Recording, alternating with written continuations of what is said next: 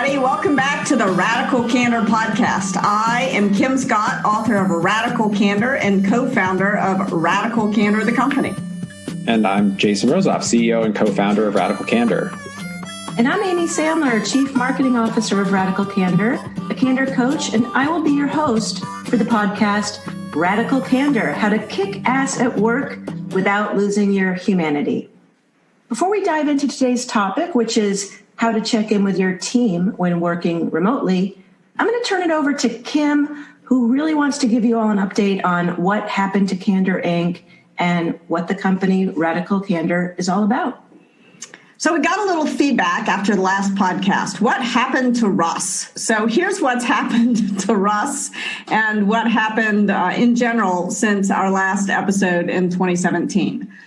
Russ and I did a lot of painful soul searching, and we realized that if Radical Candor is all about putting your phone in your pocket, looking people in the eyes, and having a real human conversation, an app was a value subtracting round trip.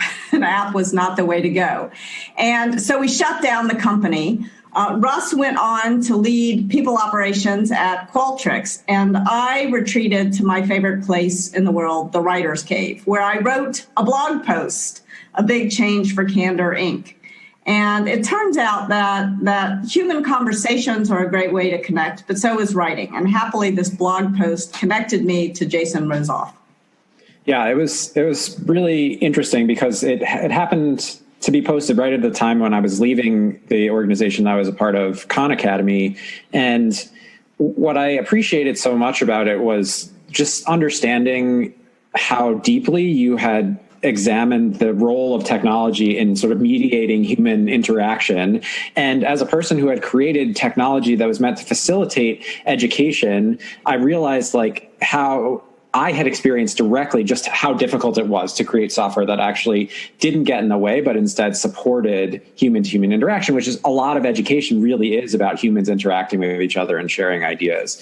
And so reading the post motivated me to revisit the talk that I had seen earlier that year. And I realized that we were sort of kindred spirits and felt compelled to reach out to you. And so I started looking through my network to figure out, is there someone I know that knows Kim? And luckily you had met with my friend Ben Kamens, who you had very generously chatted with us. He was doing his own soul searching, and he was able to connect us together. And so I brought to that conversation just a real curiosity and sort of the experience that led you to writing that blog post. And it turned out to be one of the best conversations I had with anyone as I was leaving Khan Academy. So Jason, what was it about the conversation with Kim that got you excited about Radical Candor? Well, I think for me and for a lot of people who see the talk or read the book, that the thing that feels so potent about what Kim did, emotionally resonant about what she wrote, is it was such a clear articulation and organized articulation of the struggle that most managers who really care deeply about the relationships they have with their team members, the things that matter to them are very hard to define. And Kim did this wonderful job of reducing that down to a simple framework and then reducing it to practice in the guidance that she offers in the second half of the book. And I think for me, it felt like being seen and understood for the first time, and not just by somebody else. That was that was a gift in and of itself, but it helped me see and understand myself in a better way. And so I was so grateful for that, that I started telling everybody that I knew that they should read this book and or watch the talk. And it was several months between that conversation and when we actually decided to start the company. But the way I knew it was the right thing to do is it was the idea that I kept coming back to. No matter what other conversation I was having, that I would wake up and I would think about Radical Candor and how much it felt like it was connecting me, drawing me towards my purpose, which was really to help other people grow. Was the best thing I ever did in my career. And so, I was very excited about the possibility of starting the organization with her. You like the book so much, you started a company. Exactly. 2 companies we've started. Yeah. I think that the thing that really inspired me about our conversation, Jason, was your commitment to figuring out a way to help people understand this and put this into practice at scale, but also your willingness to do the things that don't scale, to do the talks and to do the workshops, and to help people one-on-one understand how to begin to put these ideas into practice. And pretty soon you and I had more talks than we could handle. And I was really lucky. I got to reach out to my friend Amy, who we've just been speaking with, who I went to business school with.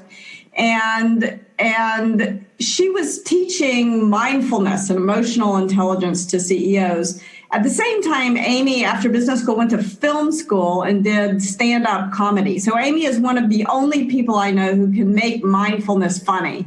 And we'll see this as we go on. It's a unique combination. And it turns out that it's been really important because one of the things, in addition to the talks and the workshops that we've done to figure out how to scale these ideas and to help people put them into practice, is to co-produce a Netflix-style comedy series about how to be radically candid. So it's been quite a journey and tons of fun, and I'm excited to be able to share it with more people now. Well, I'm so excited, and now you've put me on some pressure that I have to be mindfully funny, which will, I guess, be a subject of one of our podcast conversations.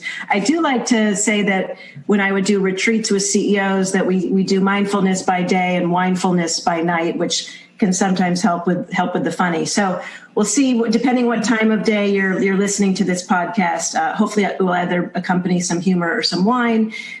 In season 2, we're going to be providing you with some stories, tips, and guidance in each episode. And yes, of course, we will have a checklist. We know how much everyone loves those checklists. We want it to be really practical. We also want the conversation to be casual and candid, and we will be turning the mirror back on ourselves and giving some radical candor on radical candor. I do want to say it's going to be recorded at home, and so what we might lose in sound quality, hopefully we will gain in just quality. So just aware that it might not sound as good as we might hope. We'll do our best there. We also changed the tagline from the book. You might notice what we've learned doing all these talks and all these workshops. Radical candor is not just for bosses. It's for everyone. We can all improve how we talk together, how we work together, how we collaborate, whether it's peer-to-peer, upwards feedback to the folks that are our colleagues. By the way, also works at home, and we're all working at home. So we're excited to get into it. Today's episode, we're going to focus on how to check in with your team, whatever size team you might have. What's a check-in? Well, you're going to have to wait a few moments to check that out, because first we've got a word from our sponsor, Kim Scott. Okay, Kim, I know you hate to sell things. I do hate to sell things. I really hate ads. I especially hate ads because AdSense probably served up 1 trillion of them while I was working on it. Well, let's see if we can bring a new approach to ads, because there is some really cool stuff we want people to know about. So I have to say, technically, this is an ad for the Feedback Loop, our new online learning program. Kim, tell me why you love the Feedback Loop. So making the Feedback Loop was one of the most fun things I ever did in my whole career. And looking back on that Farewell to Candor Inc. blog post that I wrote 3 years ago, I realized that I had planted the seed there that there would be a Radical Candor TV show. So here it is. We're trying to solve a very basic problem. How can we help people put the ideas of radical candor into action? Because radical candor is a simple idea, but it's really not so easy to do. So we created this online learning program with Second City Works. Think Tina Fey, Stephen Colbert. And it includes an hour-long Netflix-like series, as well as a bunch of quizzes, some reflections that you can write, some improv-based exercises, all of which will help you develop the self-awareness, the conversational agility, and the relationship skills you need to practice radical candor like a boss, even if you aren't the boss. It's hilarious, so it's actually fun to watch. not your grandfather's management training. And in fact, I've probably watched it 500 times and I can't quit. I love it. It stars David Alan Grier and a lot of other people whose names you may not know, but who are really hilarious. We're giving our podcast listeners 10% off the individual self-paced course. So go to improvisingradicalcandor.com and enter feedback at checkout. That's improvisingradicalcandor.com, promo code feedback. And let's get radical. Let's get radical. So another thing that has happened since we relaunched the podcast is that we're all working from home, is the COVID crisis. And one of the big pieces of advice that we give in Radical Candor is to have these conversations in person. And by and large, that's not possible right now. So one of the things we've been thinking about are tips we can give people to help show they care personally, even when working remotely. One of the things, Kim, that you've been talking a lot about and that we as a team have been doing a lot is checking in with each other and just the importance of a check-in to kind of ramp up on the care personally. So, Kim, what is a check-in? A check-in is about 3 to 5 to 7 minutes at the beginning of a meeting that gives everybody an opportunity to express how they're doing. In fact, we should do it right now. Should we just do a check-in? I think that's a great idea. How you doing, Amy? You were feeling sick yesterday. Are you feeling better today? I haven't even asked you. I have been a check-in hypocrite. We've been talking all this time and I haven't checked in. A check-a-crit. Thank you the check-in is already bearing fruit. It actually, even in terms of a mindfulness thing, one of the things that comes up a lot is it's actually just being aware of what's happening in the moment. But the hardest thing is to actually remember to do it. So it's like, the hardest thing of a check-in might be to actually remember to check in. So here we are, remembering to check in.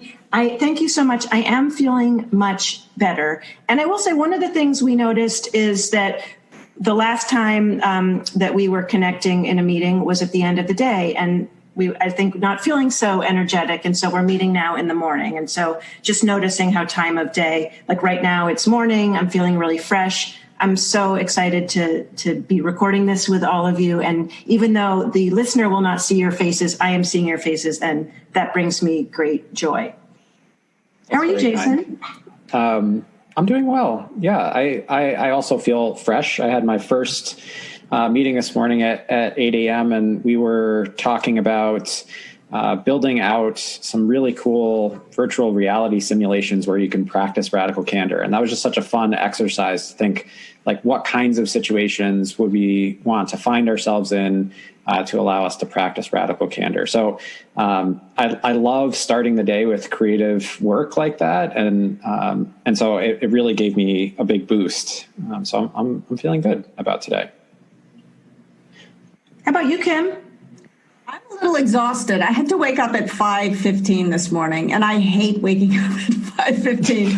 But it was actually really cool. I was doing a fireside chat as the sun was rising to about 1,000 people, and I had to do it at 5:15 because the people were all over the world, and it was a great conversation. So I'm feeling simultaneously energized and exhausted.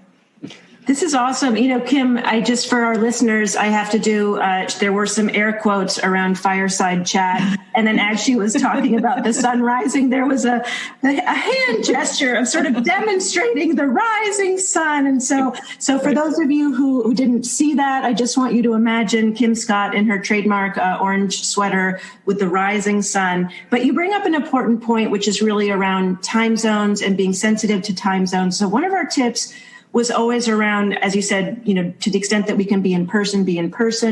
How about checking in when you've got a lot of different time zones? How should we think about that for teams that are geographically dispersed?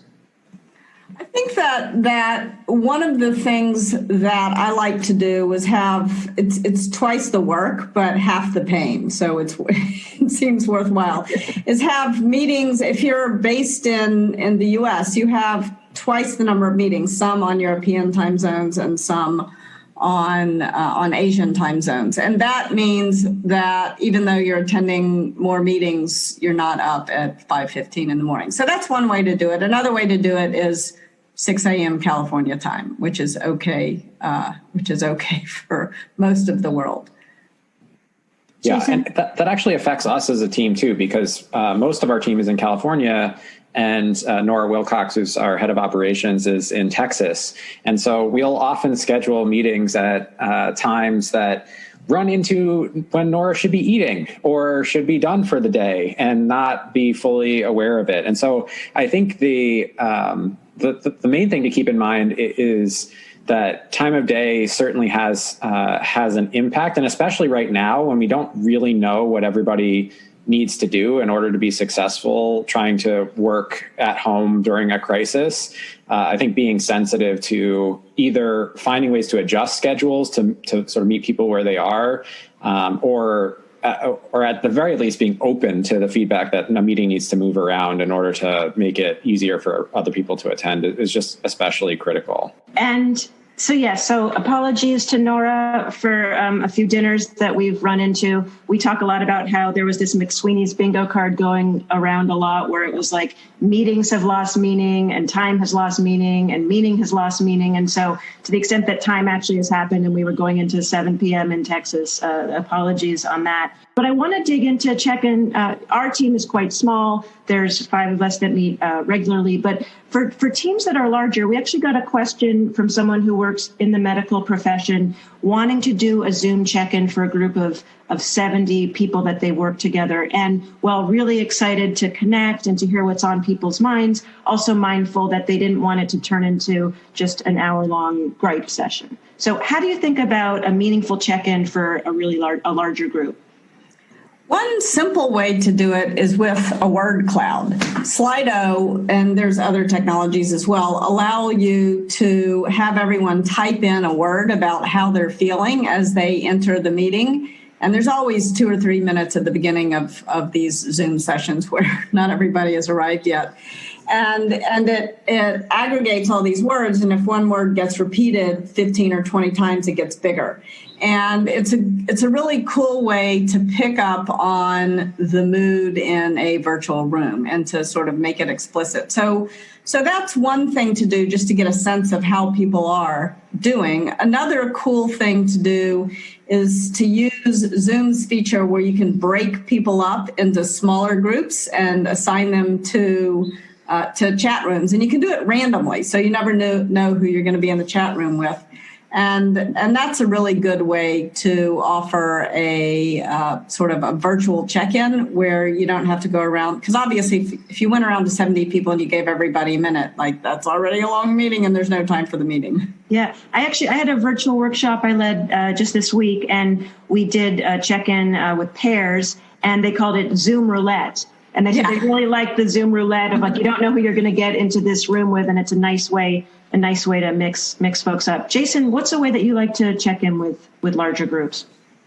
Yeah, so I don't know who exactly to credit this to, but one of the ways that I've found to be really helpful is to use a simple system like red, yellow, green. And so essentially what you ask people to do is as they're coming into the meeting, you ask them to share their sort of status coming into the meeting as either red, yellow, or green, where red is like, I am very distracted. I am coming to this meeting sort of maybe unprepared, or I'm very tired today. It can have lots of meanings, but essentially what it says is I'm not ready. Like I'm here, but I'm not really ready for this conversation. Yellow is somewhere in the middle, right? It's like this idea of, I'm present. I might have some stuff going on in the background. I might be a little bit tired, but I feel like I can participate. And green is, I'm here, I'm ready, I'm raring to go. And the reason why I like this system is it really gives you a good temperature check as a group, and especially as a lead. If you're responsible for leading a meeting, it gives you a sense relatively quickly of like, what the overall color of the group is. And especially in a large group, it can be helpful to know that, I'm red orange, which means that maybe I want to spend a little more time paying attention to what might be going on in the background and a little less time on business, because the likelihood that people are going to find this meeting very productive if they're super distracted or totally exhausted, regardless of how well I run it, like probably not going to be that useful. But if you're sort of yellow-green, which I'm told is chartreuse, Just don't make us spell it.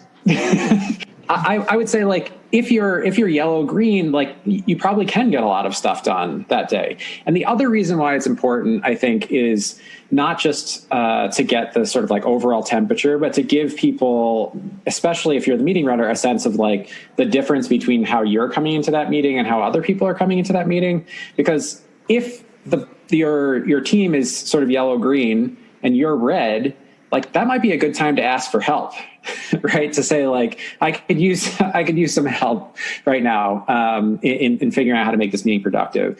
And the inverse is also true, because we tend to project how we feel onto other people. If you're coming in green and everybody else is red or yellow, like, that might be a good time to like reflect and slow down a little bit, to pay attention to what's going on.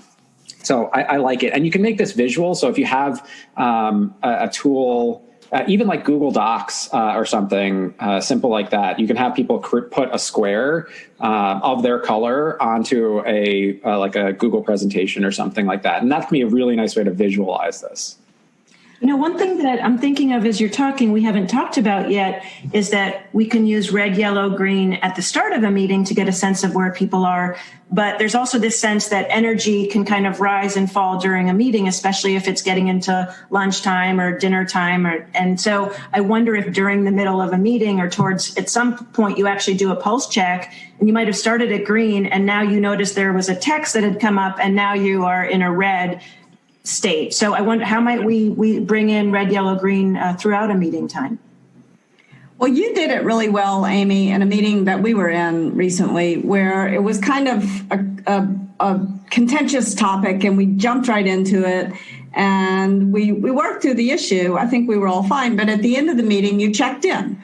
We forgot to check in at the beginning of the meeting, but you did it at the end, and you just sort of stated your gratitude for how great it was to see everybody, and it was so important. It made me feel so much better about the meeting, and it allowed us to end on a happy note. So I thought that was, thank you for doing that, Amy.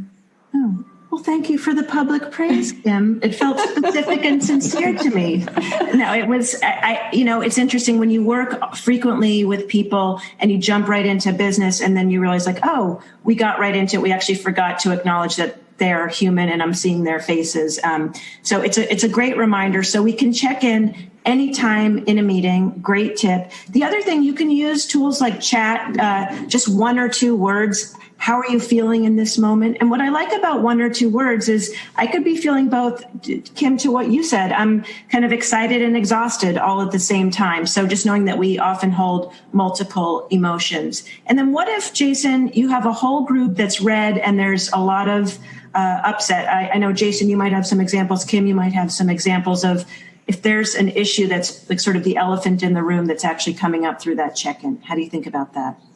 The basic way that I think about this is like, I try to remember what my goal is, right? If depending on what I'm trying to accomplish during that conversation, if my goal is to have an intense sort of debate or discussion about something and everybody's super distracted, like that goal is probably not easily achievable unless I address whatever is going on. And so remembering, especially in this moment, right, in the context of COVID-19, in people trying to work from home during a crisis, like people having to provide childcare at the same time that they're trying to work, there's a lot that can get in the way of being productive, and it can be very tempting to sort of force your way through, right, to like get right down to business and try to have that conversation. But my experience is that doing that actually produces not only less than stellar results, but it also makes people feel excluded. And that feeling of sort of like it being ignored or excluded causes additional reductions in productivity. So not only do you feel bad about whatever's going on, but then the person running the meeting doesn't even address the fact that you're feeling bad. And so then you feel unseen, and that can actually lead to a further dip in productivity. That combination just feels really bad to me. On the other hand, like, I think if you're a very empathetic person in this moment and you're very worried about how people feel, you might try to go really easy on a conversation when everybody's ready to go. And so like then you've had the opposite problem, which is like you're wasting people's time because they're present, ready to go, and you're trying to ease everybody into it. So I think using that intelligence, sort of using as like telemetry data for how to approach a conversation, I just find that to be really valuable. I'm kind of an efficiency freak. And one of the things I love about the check-in is that you spend 5 minutes and you save 30 minutes very often, because exactly as you said, Jason, if you are pushing on a team and they are all red, you wind up just kind of looking like a jerk and wasting your energy and your breath. Very often, it's tempting to try to dodge issues that get raised, but very often, if you just take a minute to address them, you'll get more done more quickly. I think we had a question from a listener, Amy, about a concern about this. What was the question from the listener? Well, it was really that if it turns into this gripe session, that how do you all of a sudden, like, how do you manage that? And so I think there is, especially in the larger group, you mentioned about the importance of getting into smaller groups, because some people can be very sensitive about bringing up more personal issues in a large group. So those smaller groups can be a way to get into some more concerning emotional issues. But I think, Kim, you had an example where someone in a meeting brought up a challenging issue that was actually resolved in that meeting, because they realized if they didn't resolve it, to Jason's point, if you don't resolve it, you actually are doing more harm than good, because something has been raised and you're not addressing it. Yeah, very often if one person has an issue, everybody in the meeting has an issue. And if you address the issue for everybody all at once, it's way more efficient than trying to do it one by one. It's not a gripe session, it's a problem solving session. But I think it's also important to remember about check-ins that it's not always bad news you get. Like sometimes people are doing really well. Two of the most memorable check-ins I've ever participated in were good news. In one case, Brian Schreier, who I worked with at Google, was doing his check-in, and he said, I woke up this morning and I went on a run, and it was one of those crystal clear, spectacularly beautiful California mornings, and I'm bringing all that energy with me into this meeting. And very often when I wake up and take my dog out for a walk, I now think of Brian Schreier, and I feel a little bit more positively about the world. And I bring his commitment to bringing that beautiful morning with me throughout the whole day. Another time I was doing a check-in and Christina Wire, who's on my team at Google, said that she had been up all night in the emergency room with her son. And I sort of looked at her. I said, well, why don't go home? You must be exhausted.